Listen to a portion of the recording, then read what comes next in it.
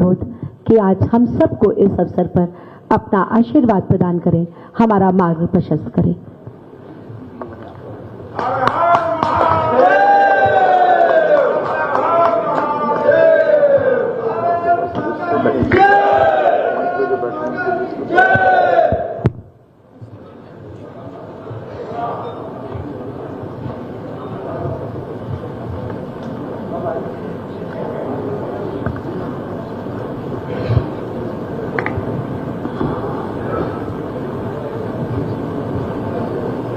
CPC के तत्वाधान में इंडिया कारपेट एक्सपो के 49वें संस्करण और भदोई कारपेट एक्सपो के चतुर्थ संस्करण के कार्यक्रम में आज के समारोह में उपस्थित इस क्षेत्र के लोकप्रिय सांसद डॉक्टर विनोद बिंद जी,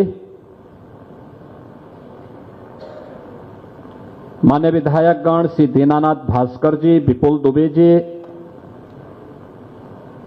जिला पंचायत के अध्यक्ष अनिरुद्ध त्रिपाठी जी,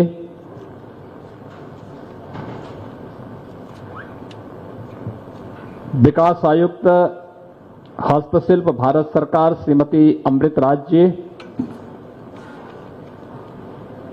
सीपीसी के चेयरमैन श्री कुलदीप जी,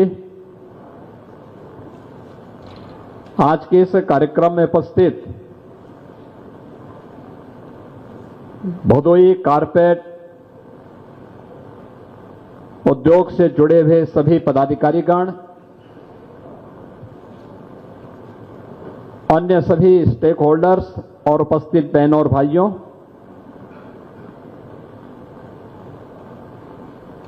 मेरे लिए यह अत्यंत महत्वपूर्ण क्षण है जब भदोई जनपद में इंडिया कारपेट एक्सपो के इस 49वें संस्करण में मुझे भागीदार होने का अवसर प्राप्त हो रहा है। जब पहला संस्करण भदोई के कारपेट एक्सपो का प्रारंभ हुआ था, उस समय मुझे इस कार्यक्रम में भागीदार बनने का अवसर प्राप्त हुआ था। प्रारंभ से ही मेरा यह मानना रहा है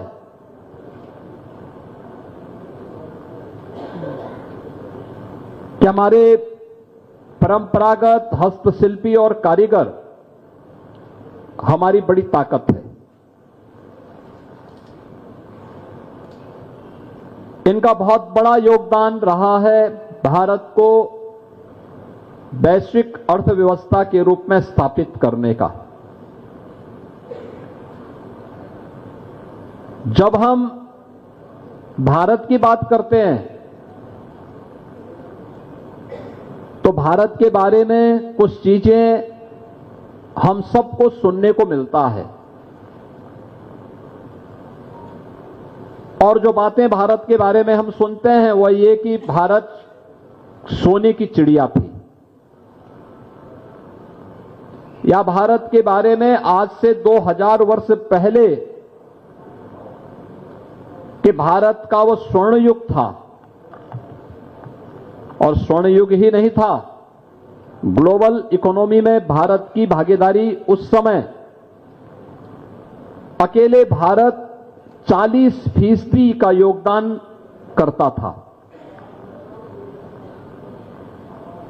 लगातार इन क्षेत्रों में भारत की प्रगति दुनिया को न केवल आकर्षित करती थी बल्कि दुनिया के लिए एक प्रेरणा भी थी।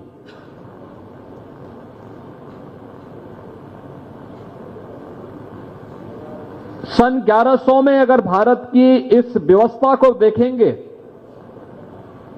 तो दुनिया की अर्थव्यवस्था में भारत का जो योगदान था तब भी यह वह समय था जब भारत पर विदेशी हमले प्रारंभ होने शुरू हो गए थे। तब भी भारत की भागीदारी 25 से 26% दुनिया की अर्थव्यवस्था में भारत की भागीदारी थी। और 18वीं सदी आते आते भारत की भागीदारी 23% तक थी।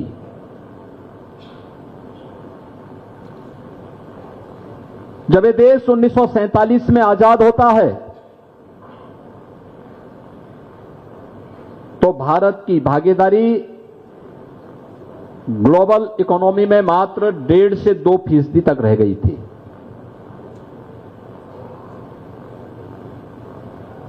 सोने की चिड़िया भिखारी बनकर के रह गया था। ये स्थितियां क्यों हुई? अगर आप इसकी तह में जाएंगे तो बहुत कुछ जानने और समझने का अवसर आप सबको प्राप्त होगा। सबसे पहले भारत प्रकृति और परमात्मा के असीम कृपा का देश है। यह सच है कि दुनिया के अंदर तमाम देशों के पास भौगोलिक क्षेत्रफल है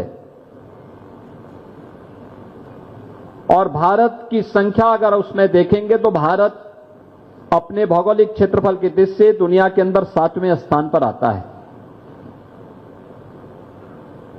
लेकिन कुल भौगोलिक क्षेत्रफल का कृषि योग्य भूमि में अगर आप देखेंगे तो उसमें भारत दुनिया के अंदर नंबर 1 पर आता है। दुनिया के अंदर सबसे अधिक भौगोलिक क्षेत्रफल में रूसी संघ है, इसके बाद चीन है, इसके बाद अमेरिका है, कनाडा है, ब्राजील है, ऑस्ट्रेलिया है, उसके बाद भारत है।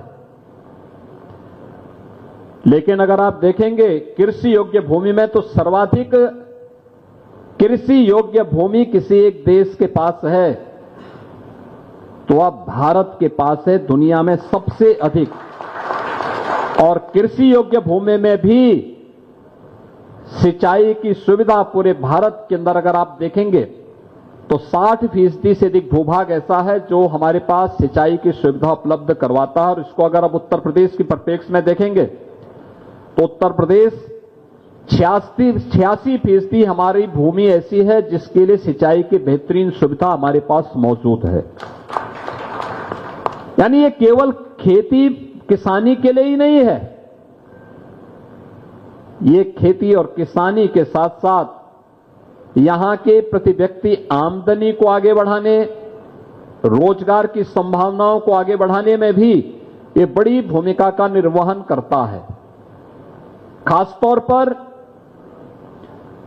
ये केवल अच्छी कृषि योग्य भूमि का प्रदेश या देश नहीं रहा है, बल्कि यहां के हमारे पूर्वजों ने प्राचीन काल से ही हजारों वर्षों की एक विरासत हमारे साथ यह भी जुड़ी रही है कि खेती किसानी के साथ साथ उन्होंने स्थानीय स्तर पर कुछ न कुछ ऐसे लघु सूक्ष्म और मध्यम उद्यम स्थापित किए थे जो उनकी अतिरिक्त आमदनी का माध्यम बने और हर व्यक्ति खेती किसानी पर ही निर्भर न रह करके जब कुछ न कुछ साइड बिजनेस भी करता है तो वह अतिरिक्त आमदनी उसकी समृद्धि का कारण बनता है। और भारत के अंदर यही होता था।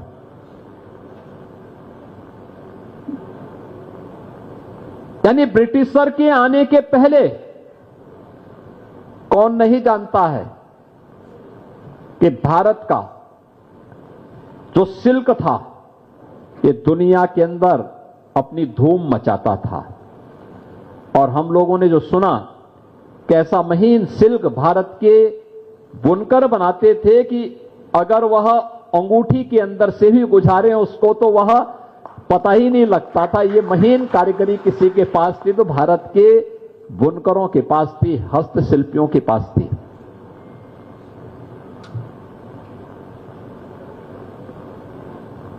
जब 2017 में मुझे उत्तर प्रदेश का दायित्व सौंपा गया